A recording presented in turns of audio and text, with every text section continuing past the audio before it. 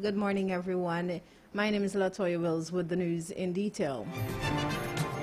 Locally, the Permanent Secretary of the Ministry of Amerindian Affairs, Sharon Hicks, is under investigation by police for demanding money with menace and fraud. She's accused of demanding $200,000 from the owner of a security service as part of an alleged deal to ensure the security service continues to get contracts from the ministry. Police received a complaint with details of the allegations and decided to set up a sting operation.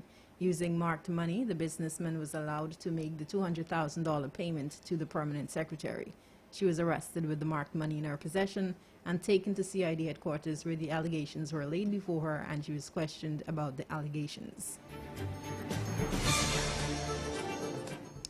Crime Chief Wendell Blanham had confirmed that the permanent secretary was indeed arrested, but explained that she was released on substantial station bail and will return to the CID headquarters to face further questioning.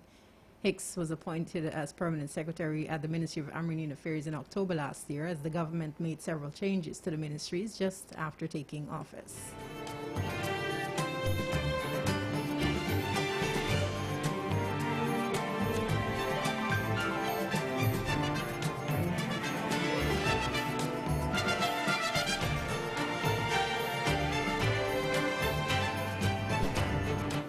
There are currently 20 speed guns in operation by the Ghana Police Force, but of this number, only 5 were calibrated and certified during the testing stage of the new service offered by the Ghana National Bureau of Standards, GNBS. It remains unclear when the remaining 15 will be calibrated.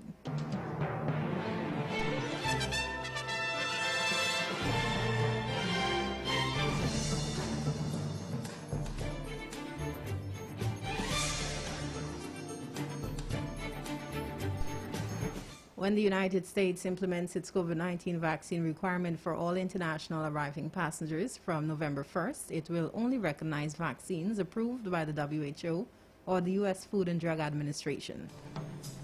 The Russian-made Sputnik V vaccine, which has been administered to over 175,000 persons in Guyana, is still awaiting WHO approval, and therefore persons administered with the vaccine will not be allowed to travel to the United States.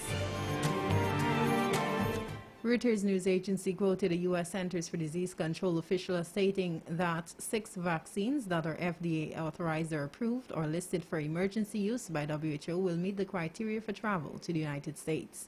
The official said the airlines have already been informed of the decision, and the U.S. CDC continues to put systems in place to prepare for the new vaccination requirement for travel to the United States.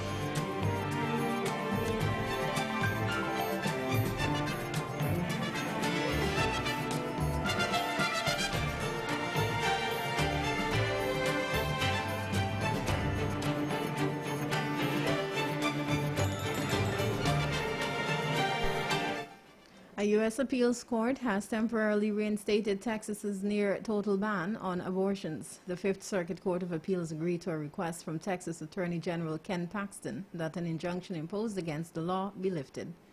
A lower court had temporarily blocked the bill for the offensive deprivation of the constitutional right to an abortion. The restrictive law bans all abortions at about 6 weeks of pregnancy. It gives any individual the right to sue anyone involved with providing or facilitating an abortion after fetal cardiac activity is detected, and makes no exceptions for pregnancies caused by rape or incest. On Wednesday last, District Judge Robert Pittman granted a request by the Biden administration to prevent enforcement of the law while its legality was being challenged. He held that women had been unlawfully prevented from exercising control over their lives in ways that are protected by the Constitution.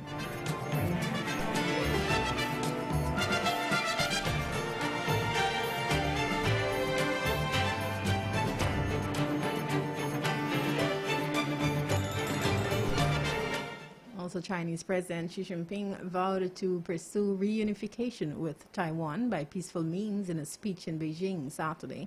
Speaking in the Great Hall of the People to commemorate the 110th anniversary of the revolution that ended the country's last imperial dynasty, she said the biggest obstacle to the reunification of China was the Taiwan Independence Force.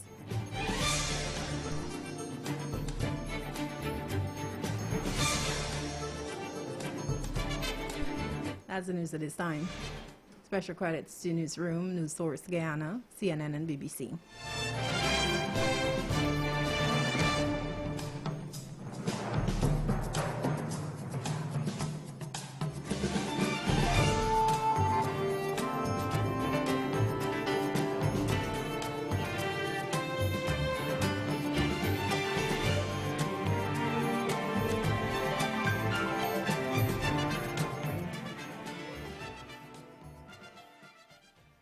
Kia ora, this is Kath B, coming to you from all the way over